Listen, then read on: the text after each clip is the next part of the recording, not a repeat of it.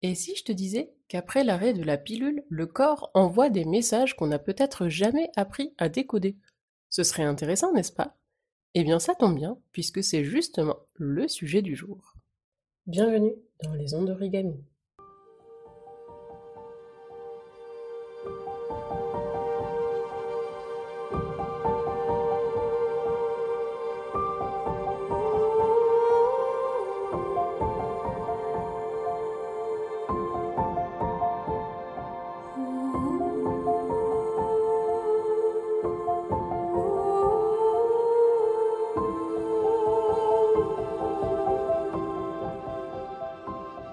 Les ondes d'origami, c'est le podcast qui tisse les liens entre maternité, féminité et énergie et t'aide à révéler la femme puissante, inspirante et lumineuse que tu es vraiment. Alors aujourd'hui, on va parler d'un thème qui intéresse tout particulièrement les futures mamans, mais aussi les femmes, souvent après l'arrivée de bébé, qui souhaitent faire un peu de ménage dans leur vie, parce qu'on va aborder le thème de la pilule et de son arrêt, comment accompagner son corps en douceur dans cette transition. Et nous avons le plaisir de le faire à deux voix, puisque j'ai l'immense plaisir d'accueillir Elodie Brown, qui est naturopathe et iridologue, qui va m'accompagner dans cette aventure. Bonjour Elodie. Bonjour Anna. Mais d'abord, si tu ne l'as pas encore fait, télécharge ton rituel bien-être personnalisé à ton dosha, qui est ton énergie principale en Ayurveda. Parce que oui, souvent tu peux te sentir fatigué, lessivé, alors même que ta journée n'a pas commencé, mais parce que tu fais tout le cycle à l'envers. C'est pas adapté à ta nature profonde. Donc, en faisant un mini test de personnalité gratuitement sur Origami Mama, tu reçois ton rituel de bien-être qui est personnalisé, qui te correspond, qui correspond à ton énergie principale. Et ça va te permettre de vraiment réveiller ton énergie et de rayonner à nouveau. Alors on va parler aujourd'hui du thème du jour qui est arrêter la pilule, comment accompagner son corps en douceur dans cette transition-là. Et j'ai d'abord envie de te demander, Elodie, de partager ton parcours et de me dire comment est-ce que tu es arrivée finalement à cet enjeu de santé publique. Alors moi j'ai eu un épisode d'acné assez sévère quand j'étais adolescente. Et les crèmes, les antibiotiques, les traitements dermatologiques classiques, on va dire, n'ont pas servi à grand-chose. Et donc, j'ai été mise sous pilule très tôt. Diane 35, si tu connais, Oui. et à l'âge de 16 ans. Et ça a vraiment changé ma vie parce que j'avais une peau de bébé. Et donc, tous mes problèmes étaient réglés. Et puis, les années passent, et puis il y a un grand scandale par rapport aux thromboses, etc. Et puis, on dit, finalement, la Diane 35, elle est pas si anodine que ça. Et donc, je me suis dit, plus tard, j'aurai un bébé, donc il faut quand même que j'arrête un jour la pilule, donc je vais l'arrêter. Et puis j'ai essayé d'arrêter, puis je voyais que ma peau commençait à se transformer, et je me suis dit, ah ouais, non. Et puis donc j'ai réessayé d'autres pilules, en accord avec le gynécologue, et puis en fait, ça n'allait pas, et puis je j'étais pas en accord avec moi-même. Et du coup, j'ai vraiment décidé de l'arrêter complètement. Et là, c'était la catastrophe, hein. Donc c'était acné puissance 10 000, sur toutes les joues, les tempes, le front, le cou, c'était catastrophique, donc une époque très très difficile à vivre, et en même temps le début de mon cheminement en fait vers la santé naturelle, parce que je me suis dit il y a un problème, je comprends pas ce qui se passe, et puis en fait je me suis rendu compte que la pilule avait juste mis mes petits boutons de l'adolescence sous le tapis, mais qu'en fait le problème n'a jamais été réglé, et que là en fait il était devant moi, et là il fallait que je le prenne vraiment à bras le corps, et il fallait que je m'en occupe. Et puis du coup j'ai suivi une formation sur la santé de la peau. J'ai compris le rôle des organes, du foie, etc., que la peau n'était qu'un émonctoire finalement qui sortait les toxines. Et puis j'ai commencé à changer mon hygiène de vie, alimentation, mouvement, à comprendre un peu tout ça. Et puis en fait j'ai eu des résultats. Mais ça a mis beaucoup de temps. Donc c'était un moment très difficile parce que j'étais adulte, je travaillais en entreprise, etc. Donc t'as l'image, etc. Et j'ai cheminé, je me suis dit mais en fait ça marche quoi. Contrairement à ce que disent certains médecins spécialistes, en fait, ça marche. Et puis, plus tard, j'ai vécu un épisode d'endométriose. Donc là, pareil, gros chamboulement dans ma vie, plein gros questionnements, pourquoi ça m'arrive, mais qu'est-ce que c'est, pourquoi et comment. Et quelques années plus tard, j'ai décidé de me former en naturopathie, donc de faire une reconversion professionnelle pour vraiment être professionnelle et comprendre tous les rouages de la santé en général, du corps humain, quoi. Et notamment de la femme, et tout ce qui peut lui arriver au cours de sa vie, pour pouvoir aussi les accompagner aujourd'hui, leur tenir la main en temps, pour qu'elles puissent aussi reprendre le contrôle sur leur corps, leur vie, et puis se sentir bien, se sentir épanouie. Parce qu'en fait, je me dis qu'on peut pas être épanoui si on se sent pas bien dans son corps. Dès qu'on a une pathologie, dès qu'on a un déséquilibre, ça impacte toutes nos sphères physiques, psychiques, émotionnelles. Et du coup, le fait de se sentir bien à nouveau, ça ouvre le champ de tous les possibles dans sa vie, quoi. Ouais, mais je me retrouve complètement dans ton histoire parce que moi j'ai pris une pilule depuis mes 17 ans. Donc pendant 4 ans, j'avais cette pilule qui était microdosée, microvale. Et je la supportais très très bien. Bon, j'avais un petit effet secondaire qui était l'aménorrhée, donc l'absence de règles. Et ça me convenait parfaitement à l'époque puisque j'étais plutôt mal éduquée sur le sujet. Et en fait, du jour au lendemain, elle m'a complètement bousillé la peau. Moi qui avais eu toujours une peau de bébé, que tu évoquais tout à l'heure, j'avais toujours eu une peau, mais vraiment de poupée de porcelaine, toute ma vie. Et à 21 ans, ça a commencé, c'était la catastrophe. Ça a duré plusieurs années, c'est à partir de ce moment-là que moi aussi j'ai eu cette prise de conscience-là, donc je me retrouve dans ton histoire un petit peu, parce que j'ai commencé à évacuer tout ce qui n'allait pas finalement dans ma vie, avec les perturbateurs endocriniens qu'on a un petit peu partout, donc dans les cosmétiques, dans les shampoings, bref, on en a vraiment partout. Donc encore que l'alimentation, ça allait plutôt de ce côté, mais c'était surtout tout ce qui était cosmétique et ce qui vient de l'extérieur. Donc j'ai commencé à faire un gros tri. Et j'ai eu plein d'effets secondaires, hein. Ça c'est clair, c'est difficile à encaisser, mais c'est quelque part une phase. Et est-ce que tu peux justement, Elodie, nous dire quels sont finalement les effets secondaires, enfin en tout cas les effets qui sont pas forcément secondaires, hein, mais les effets de l'arrêt de la pilule qu'on retrouve le plus fréquemment? Oui, alors déjà dans les effets positifs, parce qu'il y a des effets positifs à l'arrêt de la pilule, heureusement. Déjà, il y a une humeur souvent qui est un petit peu plus stable. Parce que certaines femmes sous pilule ont des troubles de l'humeur. Donc une humeur qui va se stabiliser avec le temps. Et puis on a aussi une variation du poids, c'est-à-dire que des femmes qui vont avoir pris du poids pendant la pilule vont perdre ce poids excessif. Alors la peau, ça peut varier, tu vois. Certaines personnes vont arrêter la pilule, vont retrouver une belle peau, comme toi par exemple, et dans d'autres cas, ça va être l'inverse. C'est l'acné qui avait été mis sous le tapis qui va ressortir. Et puis, dans les autres effets négatifs, il y a cette absence de règles, cette aménorrhée sur quelques mois qui va être là. Il peut y avoir des petits saignements aussi, qui sont normaux, le premier mois après. Et puis, il peut y avoir aussi une perte de cheveux. Et du coup, on parle de plus en plus des effets secondaires de la pilule, mais aussi de la difficulté à s'en passer, parce qu'il y a quand même des effets qui sont positifs quand on la prend, ou en tout cas qu'on peut observer sur son corps. Est-ce que tu peux nous expliquer déjà de base comment est-ce que la pilule fonctionne sur le plan hormonal et pourquoi son arrêt cause des déséquilibres dans notre corps? Oui. Alors la plupart des pilules sont œstroprogestatives, c'est-à-dire qu'on a un œstrogène de synthèse et de la progestérone de synthèse. Les deux sont donc combinés. Et puis en fait, elles vont créer une sorte de verrou contraceptif. Donc ça va bloquer le système notamment des ovaires. Les ovaires vont être mis au repos et puis c'est elles qui d'habitude sécrètent les hormones. Il faut savoir aussi que ces doses d'hormones synthétiques sont de 20 à 50 fois supérieures aux hormones qu'on sécrète nous-mêmes. D'où cet effet de verrou contraceptif. Donc on va avoir le blocage déjà de l'hormone qu'on appelle la GnRH, donc qui part du cerveau et qui va faire que les hormones FSH, LH vont être sécrétées, donc c'est les hormones qui guident tout le cycle. On va avoir une modification de la glaire cervicale. L'endomètre aussi va un petit peu soit s'hypotrophier, soit s'atrophier, donc en fait il va arrêter de fonctionner, donc il va pas permettre la fécondation. Et puis on peut aussi avoir une perturbation de la mobilité des trompes. Donc ça, c'est tout ce que crée en fait la pilule. Et une chose importante que je voulais aussi signaler, c'est que les règles qui viennent après l'arrêt de la plaquette, enfin, les pseudo-règles, ce ne sont pas des vraies règles en fait. Ce qu'on appelle plutôt des saignements ou des règles de privation. Comme en fait on se prend un gros shoot d'hormones pendant toute la plaquette et qu'on arrête, le corps n'a plus ces hormones-là de synthèse et du coup libère du sang, mais c'est pas des vraies règles, comme si on était sous une autre contraception ou sous aucune contraception. C'est pas le même phénomène, ce sont deux processus biologiques différents. Pourquoi certaines femmes ont plus de mal à retrouver un cycle qui soit régulier après l'arrêt de la pilule? C'est une très bonne question. On peut se demander déjà quel est le terrain de la personne, parce qu'on n'est pas toutes les mêmes en fait. Déjà, on n'a pas toutes les mêmes prédispositions génétiques. Donc, qu'est-ce qu'on a hérité de nos ancêtres?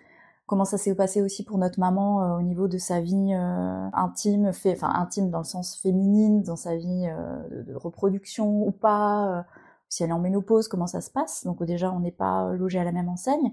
Après, on n'a pas toute la même hygiène de vie.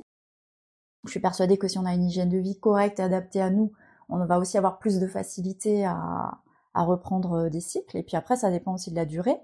Est-ce que j'ai pris la pilule pendant 10 ans, pendant 15 ans, pendant 6 mois? Et l'impact sera forcément pas le même, en fait, parce que si j'ai mis en arrêt mon corps pendant 6 mois, bah, il aura plus de facilité à s'en remettre que si pendant des années, les ovaires sont habitués à pas travailler, ben, va falloir leur laisser le temps de se remettre au boulot, quoi. C'est sûr. Est-ce qu'il y a des facteurs qui influencent la façon dont notre corps réagit à l'arrêt de la pilule? Par exemple, l'alimentation, le stress, l'hygiène de vie, et justement la durée, tu en parlais aussi. Oui, parce que justement, ouais, ce qu'on disait, si on a une hygiène de vie délétère, c'est-à-dire on va pas manger ce qui nous convient, on va manger beaucoup de sucre, beaucoup de fast-food, beaucoup d'aliments transformés, on va peut-être pas bouger, on va pas avoir de mouvement, on va être très sédentaire, peut-être qu'on est du coup, voilà, on a plein de carences, peut-être qu'on a beaucoup de toxines aussi accumulées dans le corps, et puis peut-être qu'on a beaucoup de stress. Et le stress apporte aussi de la toxémie, hein, en naturopathie, c'est notre vision aussi. Donc effectivement, tous ces facteurs font que ça va être plus difficile du coup d'aider le corps à se remettre sur les bons rails. Il y a beaucoup de femmes qui arrêtent la pilule avec le désir de tomber enceinte. Est-ce qu'il y a un délai moyen avant que la fertilité se rétablisse? Alors en général, on dit qu'il faut en moyenne 3 mois après la pilule pour retrouver des règles. C'est une moyenne, donc ça veut dire qu'il y a des femmes qui vont mettre plus de temps et des femmes ça va peut-être venir plus vite. Et pour tomber enceinte, le délai est un peu plus long, c'est entre 7 mois et 1 an en moyenne. C'est ce qu'on considère comme étant physiologique. Donc ouais, c'est ce qu'on le considère délai, le délai physiologique. En tout cas, c'est la moyenne de ce que vivent les femmes actuellement. Est-ce qu'il y a des signes qui indiquent que notre corps est prêt pour une grossesse après l'arrêt de la pilule? Eh bien déjà, il y a attendre ce temps où le cycle va revenir. Hein, donc c'est quelques mois qui vont, voilà, ce syndrome post-pilule qu'il va falloir laisser passer et accueillir, accepter. Après, si on retrouve ces règles, bah, on peut imaginer qu'il y a eu ovulation, du coup, voir comment se passent les cycles, les prochains cycles. Et puis après, au-delà de l'aspect physiologique, est-ce que j'ai mes règles ou pas, c'est aussi comment je me sens dans ma vie, dans mon corps, comment je me sens psychiquement, émotionnellement, dans mon environnement, au travail, dans mon couple, dans ma famille, s'il y a déjà ici une famille. Parce que accueillir un bébé, c'est pas seulement le côté physiologique en fait, hein, c'est tout le reste autour. Et il y a souvent des blocages chez les femmes aussi, de ce point de vue-là en fait. Oui, même d'un point de vue énergétique, souvent on a des schémas que l'on reproduit, que l'on a hérité de nos propres parents, des grands-parents, de la lignée. On a beaucoup aussi au niveau énergétique qui se produit, et souvent faire un nettoyage aussi de ces chakras, ça peut beaucoup aider. Comment accompagner son corps pour une meilleure fertilité, pour optimiser cette période-là pendant laquelle on essaie de concevoir, alors qu'on était sous contraception hormonale prolongée auparavant? Ouais, c'est une super question aussi. Déjà, venir combler toutes les carences que la pilule a créées. On n'en parle pas souvent d'ailleurs de ce sujet-là. Quand on est sous pilule, on va être carencé en énormément de minéraux, notamment le magnésium, le chrome, l'iode, le molybdène, enfin le zinc, il y a une liste énorme. Et puis aussi en vitamine C, vitamine du groupe B, etc. Donc là déjà, voilà, de faire un petit peu le bilan de qu'est-ce qui me manque et de venir combler les carences. Et aussi de travailler sur la santé hépatique, parce que le foie est un grand organe d'épuration. C'est notre nettoyeur, il va nettoyer notre sang. Et la pilule, si on la prend tous les soirs, eh bien elle va laisser aussi sa trace quelque part dans le corps.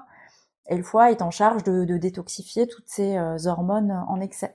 Donc il a beaucoup travaillé, il s'est peut-être un petit peu affaibli, donc c'est important de venir soutenir aussi cette fonction hépatique-là, à travers l'alimentation, le mouvement, l'oxygénation, des plantes aussi qui peuvent venir Mais justement, est-ce que tu peux nous en dire plus sur comment finalement aider cet organe-là à détoxifier au maximum? Alors déjà, le foie, il détoxifie de manière, il le fait tous les jours, tout le temps en fait, hein. On n'a pas besoin de venir lui dire de le faire, tout est automatique. Donc déjà, arrêter de le bloquer, déjà. Souvent on va ajouter des choses, mais déjà le laisser faire son travail. Voilà, avoir une alimentation adaptée, éviter les grignotages, éviter de surcharger son système digestif avec des choses dont il n'a pas besoin, éviter les toxiques qui peuvent être, comme tu disais avant, dans les produits cosmétiques, dans la maison, dans les produits ménagers, dans l'alimentation aussi. Dans l'alimentation, dans les peintures, dans les maisons, donc aérer, utiliser des plantes vertes qui vont aider à détoxifier, faire attention à ce qu'on mange, etc. C'était quoi la question?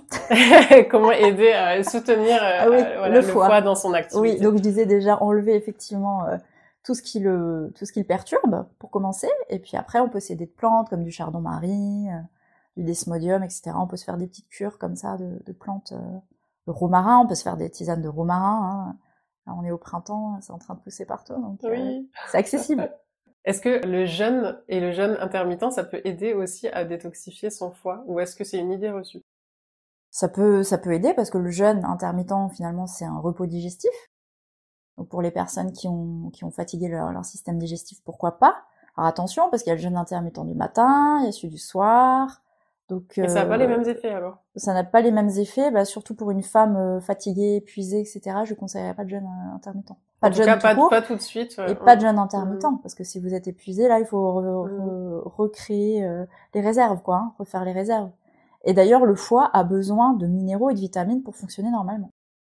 Donc même lui donner des plantes, s'il a déjà pas assez de fer, assez de magnésium, assez de zinc, en fait, c'est faire le travail à l'envers, en fait. Oui. Déjà, lui apporter tout ce qu'il faut déjà pour qu'il puisse travailler normalement. D'où l'importance vraiment de se requinquer d'abord et de prendre conscience finalement qu'on n'est pas dans un état normal quand on prend la pilule, parce que comme tu le dis, on est carencé et ça souvent on le sait pas. Moi-même je le savais pas. Ouais. Et donc c'est vrai que d'apprendre à se requinquer d'abord, prendre ce temps-là aussi, parce que tout prend du temps, mais là prendre quelques mois pour vraiment se refaire une santé, comme on dit, et ensuite seulement éventuellement aller vers des pratiques comme le jeûne intermittent, mais en tout cas ne pas le faire quand on se sent déjà fatigué, épuisé, et ce qui est le cas de beaucoup de mamans. Et aussi en période d'allaitement, hein, c'est pas forcément recommandé quand les enfants sont encore en bas âge. Oui, il faut vraiment individualiser les conseils à la personne. Ouais, pour le jeûne, c'est important. Tout à fait. Est-ce qu'il y a des plantes ou des compléments alimentaires qui sont spécifiquement adaptés ou recommandés pour favoriser un retour à un cycle harmonieux après l'arrêt de la pilule? Alors, il y a des plantes, il y a des bourgeons aussi, bourgeons de plantes en gémothérapie. Moi, j'avais beaucoup aimé le framboisier, qui est un grand régulateur du cycle. On a aussi le bourgeon de pommier, qui est un progestérone-like. Souvent, si on manque un peu de progestérone sur la deuxième partie de cycle, qui peut être intéressante. Il y a aussi l'érel, qui est le grand bourgeon de la femme, qui va aider la femme sur toutes les phases de sa vie.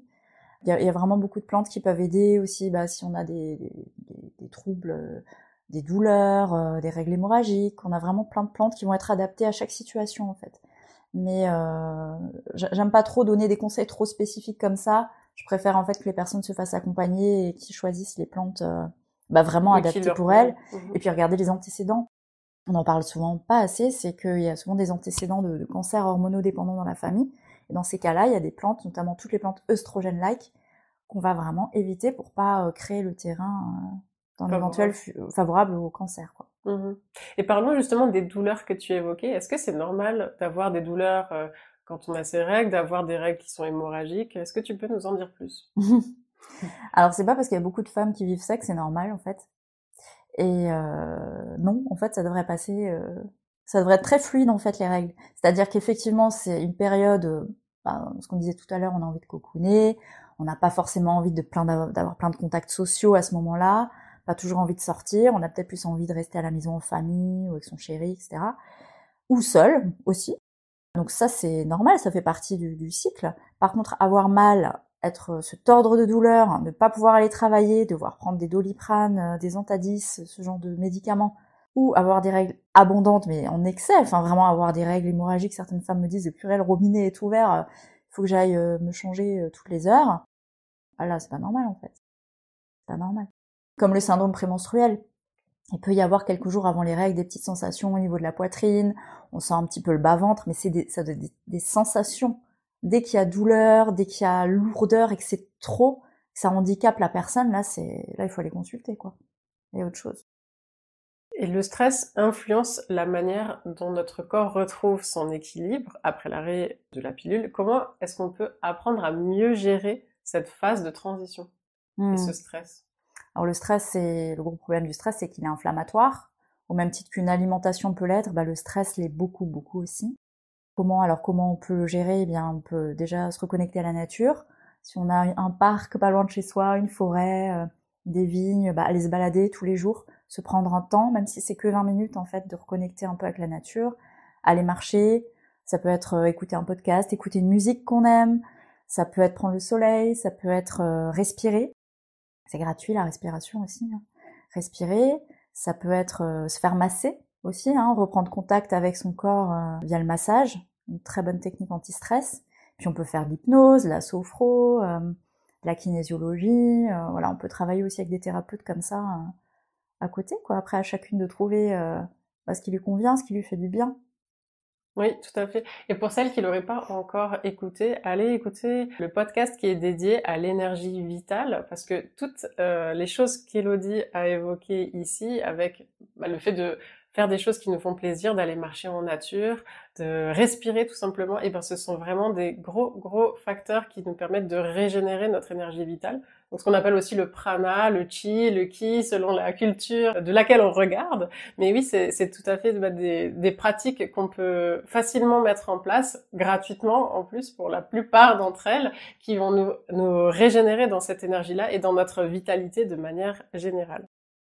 À partir de quand est-ce qu'il faut consulter un professionnel si les symptômes persistent? Quand tu dis symptômes, c'est absence de règles ou... Oui, c'est ça, absence de règles ou bien des effets secondaires de l'arrêt de la pilule, les troubles de l'humeur, etc. Alors comme on disait avant, il y a ce syndrome post-pilule qui est normal, qui prend en moyenne 3 mois, un peu plus. Donc je dirais si après 3-4 mois, les cycles ne reviennent pas, que vraiment les troubles sont trop présents, il faut consulter, effectivement. Ça peut être gynécologue, si vous avez un bon gynécologue pas loin de chez vous.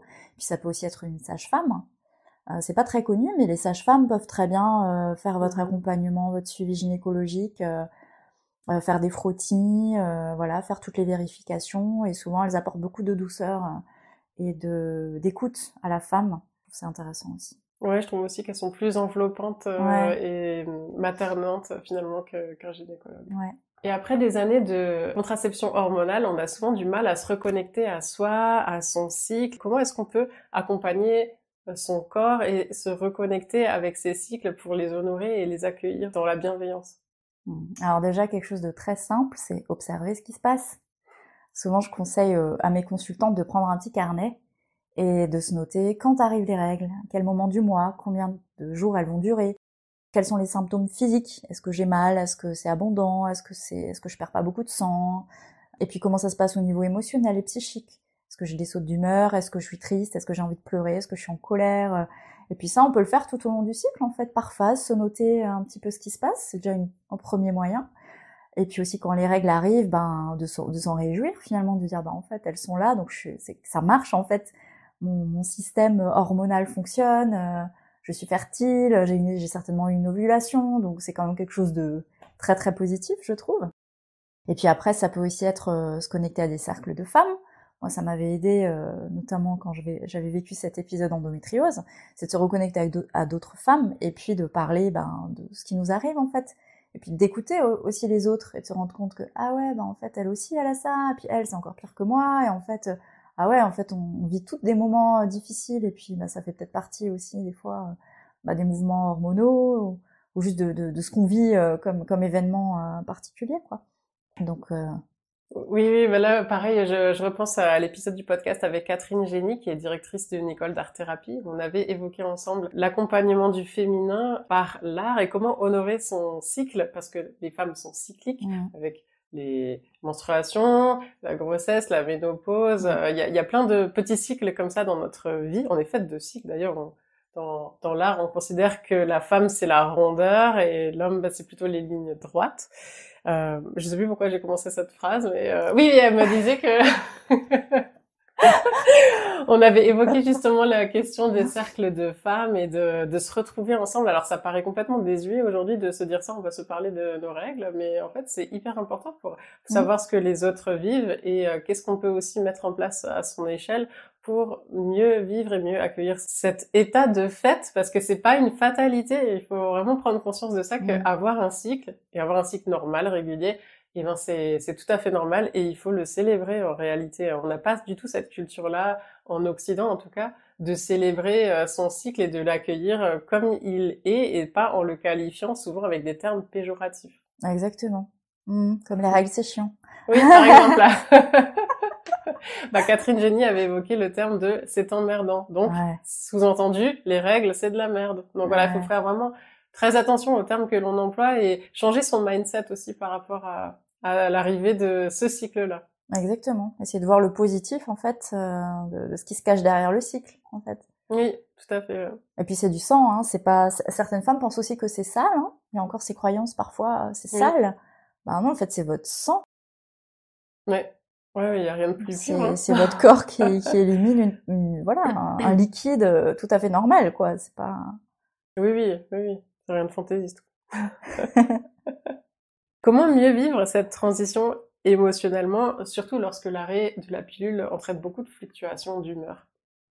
Ben, j'ai envie de dire se faire accompagner peut-être si vraiment il y a trop de fluctuations, que la personne se sent pas bien, se faire accompagner par un thérapeute, quel qu'il soit, qui soit bien choisi, avec qui le courant passe bien aussi, qu'il peut y avoir un lien de confiance et puis travailler tout ça avec quelqu'un.